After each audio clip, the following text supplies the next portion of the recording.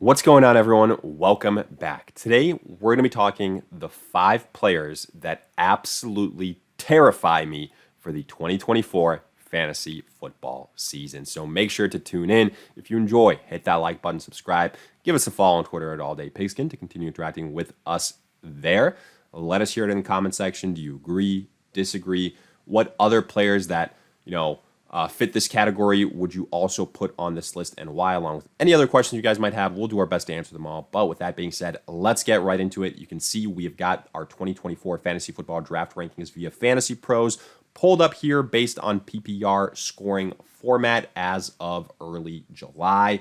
But like I mentioned before, these are 5 players that absolutely scare the living hell out of me for this 2024 fantasy football season when I enter my drafts, for a plethora of reasons. Whether it's because I think that their range of outcomes is all over the place, because I think they're being overdrafted, because I think there's way too many question marks. Either way, we'll get into it. But without further ado, let us kick it off here with a name that I think that we're all very familiar with. That is one Davante Adams of the Las Vegas Raiders. And with Davante Adams, he comes in here as a top 10 wide receiver in regards to rankings, wide receiver 9 via Fantasy Pros, and a guy that probably going to be drafted, if you look at the rankings alone, after Puka Nacua, early to mid second round. But I have seen him drop, and the reason for that, when I say drop, probably like end of the second round, early third, it's because a lot of people share this similar sentiment that I have with Davante Adams. Yes, was he once one of the best wide receivers in the NFL? Absolutely. Does he still have that ability? I believe so, yes. But when he was doing those things, who was his quarterback? It was Aaron Rodgers. Who's his quarterback now? It's like, okay, maybe it'll be Gardner Minshew. For the love of God, I hope it's Gardner Minshew. But he's another year older. He is on a Raiders team that, even though they had a really solid end to the year in 2023, well, you never know what to expect from the Raiders. Production last year wasn't great from Davante Adams, the way he was being utilized. Way too inconsistent. I know he had some huge blow-up games, but you're looking for the consistency with these guys that you're drafting this early on. And, there's some other pass catchers here that have been added. Like Jacoby Myers was doing his thing last year. Brock Bowers was added as well. So it'll be really, really interesting what we see with Davante Adams. I think he can absolutely be one of these boomer bust guys. I see both the scenarios. I see the scenario where it's very similar to last year, which basically is kind of copy and pasted from last year to this year in regards to where he's being drafted, and a potential similar outcome. Finishes outside the top 10 wide receivers, but you were hoping for a lot more, a lot of inconsistency, and, not those dominant week after week type of performances. Like, I'm not asking for 200 yards and 2 touchdowns every single week, but you're hoping for, 6, 7 receptions, close to 100 yards and a touchdown. Like, that's what Davante Adams of old would be able to do on a week-to-week basis. But again, I wouldn't be shocked if he did what he was doing last year, and a lot of up and down performances. The age catches up to him. Maybe some injuries creep in. So for all those reasons, Davante Adams, I love what he's done for us in the past, but now I wouldn't be shocked if we're seeing the swan song of Davante Adams. Let's continue to move on here. And next up, I've got Travis Kelce of the Kansas City Chiefs. I think he falls in a very similar category with Davante Adams.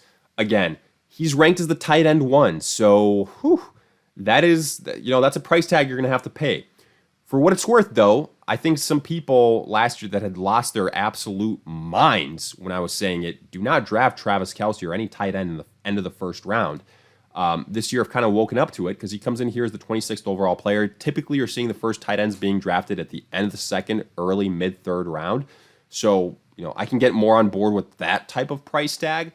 But I think one of the reasons why Travis Kelce is being drafted so highly or being ranked so highly is obviously because of the name. It's like you recognize the name Travis Kelce. Up until last year, he had dominated the fantasy football position at tight end year after year after year after year. He's paired with Patrick Mahomes. That hasn't changed. But last year, whether it was injuries, age, trying to kind of protect him for the playoffs and for the Super Bowl, we didn't see their typical Travis Kelce. And again, credit to him, though, playing devil's advocate, he was absolutely dominant in the playoffs and in the Super Bowl. So he was elite there when the Chiefs needed him most. But, you listen to Travis Kelce interviews, and he's been on record saying, like, I don't have to do as much as I did before. Like, I know that I can't do as much as I used to do before. I have to be more mindful of my age, of my usage, of things like that. And when I start to hear that coming from that individual in particular, that's when I get a little bit worried as well. And then when you pair that with the fact that the Chiefs have added weapons, like you've got Rashee Rice. We'll see what happens with his legal situation, but he's still there, right? You added Marquise Brown. You added Xavier Worthy. You've got other serviceable tight ends as well. So that's what worries me here. I think that we could be seeing the final relevant-ish season from Travis Kelce. I don't want to pay the price tag of a tight end one because, right afterwards, you're looking at a Sam Laporta. You're looking at a Trey McBride, maybe a Dalton Kincaid. A lot of guys you can get in the later rounds that have breakout potential and that you can get, again, 2-3 rounds later, where I would much rather take a chance on them as opposed to taking a chance, which is, I think we've gotten to that point with Travis Kelce. You're taking a chance when you're drafting him. So I'd probably look elsewhere. Can he still be dominant? Yes. Is he still Travis Kelce? Is he still paired up with Patrick Mahomes? Yes, yes, yes. But all those things that I mentioned are not magically going to disappear. Now, continuing to move on here to some other names, Davante Adams of the Miami Dolphins, running back, comes in at running back 11, and I think that's, first and foremost, that's way too high in my opinion, 39th overall player, and I get it. I understand why he's ranked so high, because in the limited sample size that we saw last year, it was magic. It was amazing.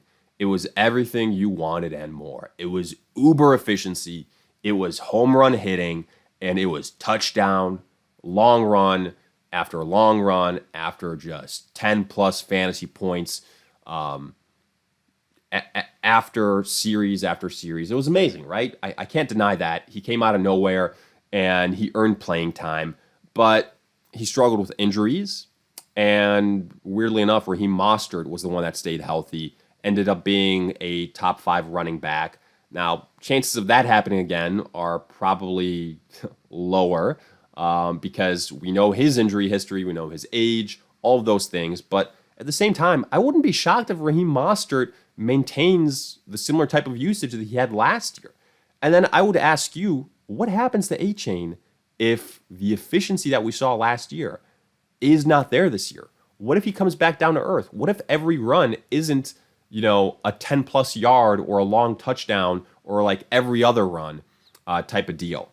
What if it's your typical 3 yards, 4 yards if you're lucky. And then what if he's sharing that backfield? What if it's not a clear-cut number one guy for Achane? Because the coaching staff here, let's not forget, they come from the San Francisco days where before Christian McCaffrey, that was hot hand approach. That was running back by committee. Whoever's doing well, great. For now, you're our guy. But if you get hurt, if somebody else emerges, we're going to give them opportunities. And you didn't see 20-plus carries for one guy week in and week out there. I don't think we're going to see it here either. So for those reasons, Achane with such a high price tag, I've seen him in the middle of the second round and the second round.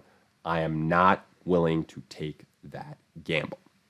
Now, let's move on to the fourth name here. We have got Stefon Diggs of the Houston Texans. So a lot of guys kind of bunched right around here, 39, 40th overall. Diggs comes in 40th overall, wide receiver 23. And again, I think Diggs is going to be in that camp of he's a name that we all know and love, like similar to a Travis Kelce, right? The last few years, he has been a bona fide, top 5 wide receiver easily, especially in PPR. He's been linked with Josh Allen, a tier 1 fantasy quarterback, and he's been the number one guy for Josh Allen. So all those things were amazing, but last year we started seeing signs. We started seeing signs of, unhappiness, of maybe inefficiency, of inconsistency, and then, the Bills finally said, all right, we're done. We're moving on. You're older as well, and we're going to deal with you and get what we can.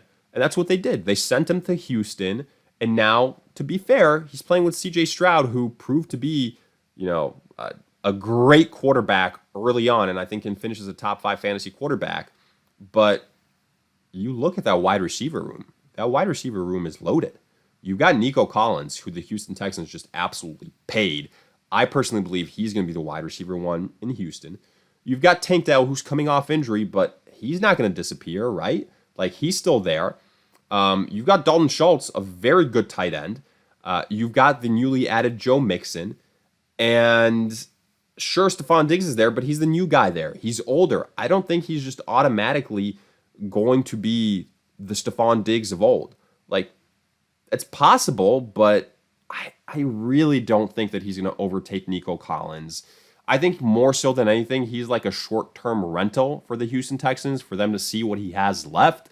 I think he's still very talented, but I think all those weapons in Houston could potentially work against him from a fantasy perspective. Like, again, great real-world situation. The Texans are loaded offensively. He's got a really good quarterback, but he's not going to be the target hog anymore.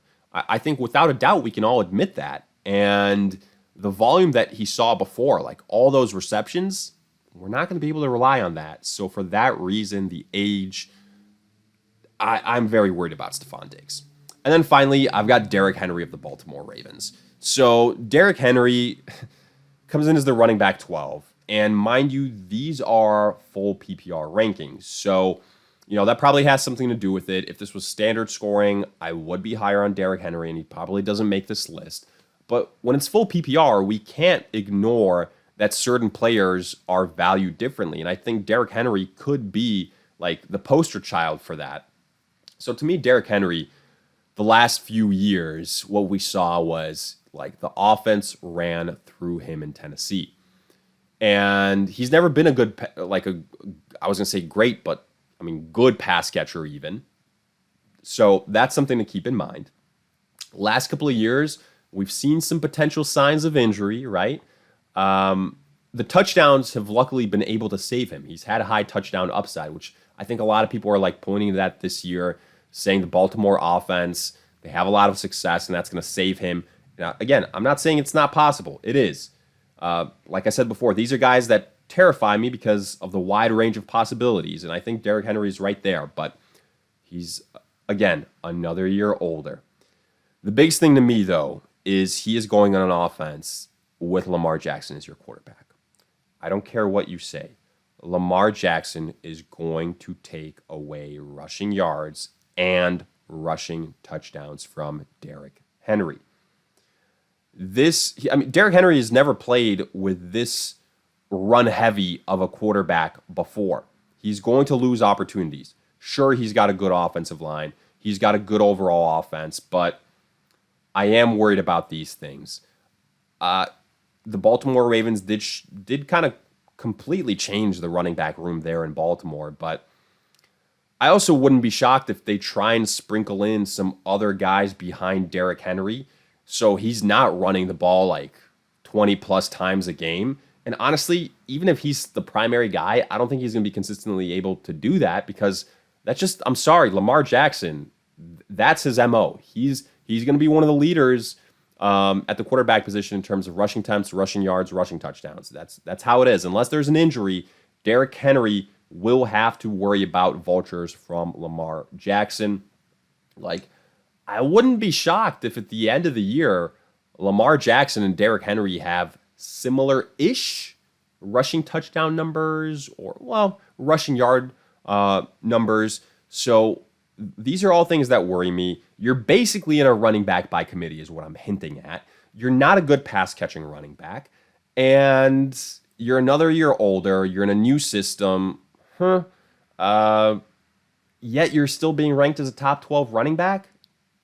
I'm really worried about that. So for those reasons, Derrick Henry absolutely terrifies me.